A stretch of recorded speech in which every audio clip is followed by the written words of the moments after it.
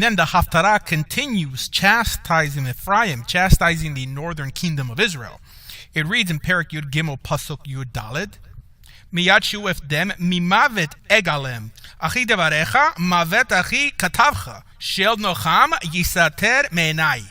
From the power of the grave, or what some translate as hell, I would save them. From death I would redeem them. But I will speak with you of death. I will cut you off to the grave. Comfort will be hidden from my eyes. Now, there has been a lot of controversy surrounding the word Sheol on what could that term possibly mean. Does it just mean death or the grave? Or can it possibly also be referring to hell itself? And friends, I think that this might be a good time to discuss the concept of hell in Judaism.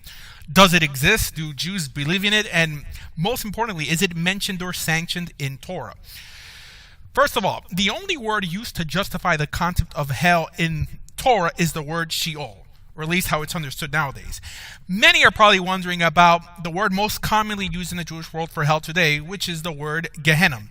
And in case you're Israeli, Azazel never means hell in the Jewish Bible, nor by Chazal. Remember that the next time someone tells you Lech le'Azazel, the Israeli equivalent to go to hell. And regarding the literary word of Gehenna, you would probably be surprised to learn that the word Gehenna never appears in Torah. Actually, the word never really appears in Tanakh. Now, in Tanakh, or Nach, outside of the Torah, we do find a place renowned for its idol worship that was located right outside the walls of Jerusalem, known as Gei Ben Hinnom, which literally means the valley of the son of Hinnom. That was actually historically the place where pagan worshippers would offer their children to Moloch by burning them on a fiery altar. Also, around the time of the Second Temple, this valley was also said to be used as a dump, and also as the place where the Roman legions would cremate their dead. So, after a while, this place took on an image of what a future place of torment would look like. Actually, the word Gehenna first began to be used in the Talmud to refer to, like we said, Gei Ben Hinnom, again, the valley of the son of Hinnom, which is how the notion of hell, at least how it's accepted in the rabbinic Jewish world, was developed. Now, the notion of Gehenna in the rabbinic world was never understood to be a place of eternal damnation, but rather only a place where a Jew would spend a maximum of 12 months so that he or she could in a way purify themselves before entering Gan Eden, before entering paradise. But remember, all these ideas and tales were only classified as Agadah, in other words, 100% Jewish legend. They were in no way obligatory beliefs. In other words, friends, they are 100% disposable. But regardless, this notion of Gehenna later had incorporated into it the idea of saying Kaddish for the dead, that, as they teach, gets your relative out of Gehenna quicker, an idea you must know appears nowhere in Tanakh nor the Talmud. Really, it's identical to the Catholic purgatory, and by the simple silly fact that today you can pay someone to say Kaddishes for your dead relatives, you have indulgences present as well. Now, according to the rabbinic, there is a notion of eternal punishment, a place known as So'ar Rotachat, literally a place of boiling excrement. According to our sages, this place is only reserved for the gravest of sinners, which Chazal, our sages, teach are those who mock them, the sages themselves. Funny, huh? Not for murder, nor for rape, or desecrating God's name, but for mocking the sages. I must remind you that this is just another disposable Agadah. But regardless, according to the Zohar, unlike the residents of Gehenna who supposedly get out for Shabbat, those in Tzoar Rotachat never get out, which is where rabbinic literature teaches is where Jesus was placed. And friends, in an attempt to really give you a more monolithic view of the Jewish idea of hell, I tried to connect all the different sources to at least give you an understandable idea of what is known as Gehenna, because the truth is that the beliefs regarding what this place actually is in no way monolithic. In other words, every rabbi had a different understanding of what it was and what really happens there. And regarding Sheol, the term really just means grave in Tanakh. And a few references made to it by our sages usually always compares it to Gehenna itself, mainly because it typically always leads to it. However, we cannot deny that in Tanakh the term 9 out of 10 times refers only to where the dead reside, many times described even having a gate, which would actually make me assume that it is just another word for a family grave or the tomb equivalent, where the bones of the family dead were kept, which also typically had gates and were sometimes dug on the side of a mountain and many times even underground. So to put it all in perspective, I would say that Sheol is the place of the dead, literally, like we said, the family grave. But within Sheol, you have either Gehenna, which is the place of punishment, or Gan Eden, the place of rest or reward or paradise.